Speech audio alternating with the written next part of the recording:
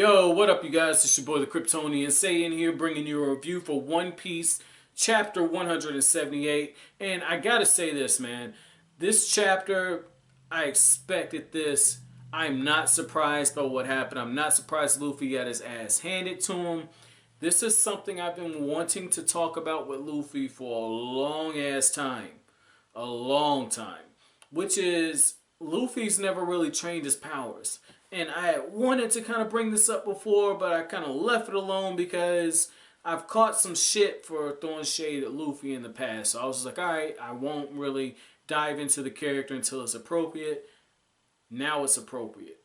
Luffy, I'm putting Luffy a few this would be a great way to put it. I'm not going to put Luffy on the same level as Inuyasha, who I just finished the fucking series, by the way. But somebody like Inuyasha, who basically used Wind Scar all the fucking time. Like, that's all he uses. Like, he's got, like, the variations of it. He's got the Demon Claw that he uses. But other than that, he's a one-trick pony, basically. And then I'm not going to put him there with Ichigo, where Ichigo, one-trick pony, gets a potential like crazy.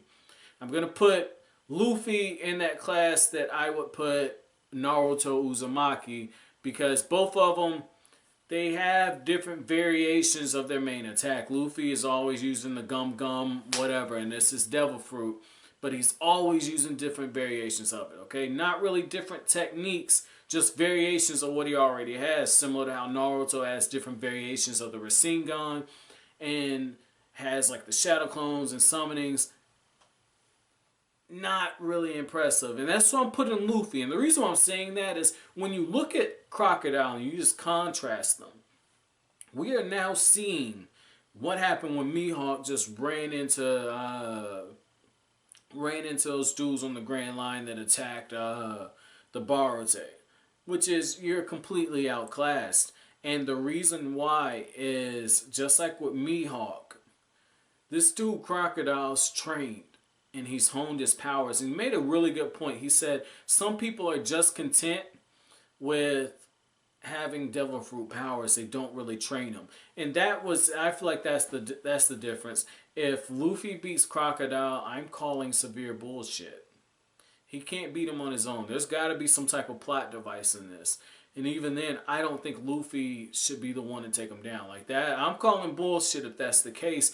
But the thing about this is Luffy, he has some decent ideas. He's like, oh, well, if I can't hit you, because I've been fighting seriously, if I can't hit you, maybe I'll just capture you. And I'm going, Luffy, the guy can use his body as sand. He can just decompose himself.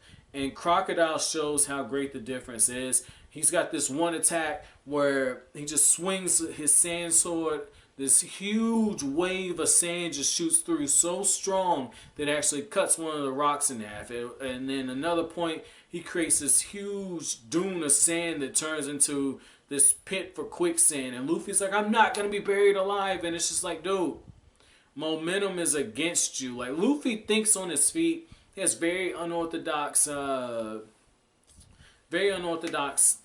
methods, techniques, if you want to call them. But that's not going to be enough to get you by. Luffy at this point has been getting by on blind luck. It's not like with Sanji where you can tell Sanji's actually honed and worked on his strength. Zoro, we know Zoro has trained.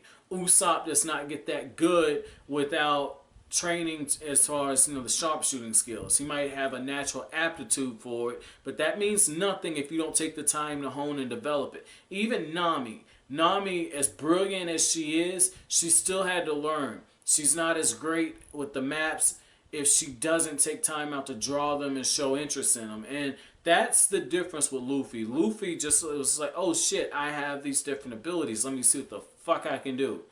And to use a crude example, and this is really crude by the way, but to use a crude example, it's kind of like the first time somebody has sex, right? It's just like, oh wow, I put it in there.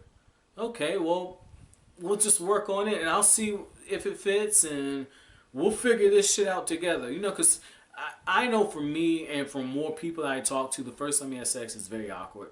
And So that's what I'm saying. That's how I view Luffy. I feel like Luffy is still popping his cherry with his devil fruit. Like, he has some ideas on how to use it, but he's never really, he hasn't fully popped his cherry.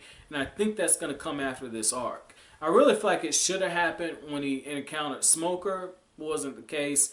But the gap between him and Crocodile, this is very well needed, because Crocodile is showing like, yo, I'm one of the 7 warlords of the sea for a reason. The Grand Line is littered with guys like you who are just all talk. And once those 3 minutes are up, he backs up his claim. Not only does he create a sandstorm that goes straight for the city, but he also impales Luffy. And that's when he's talking this shit to him. Very, very good. Very good. This is where I'm kind of hoping there's some Ace and Luffy interaction later on, because Ace clearly knows how to use his Devil Fruit powers.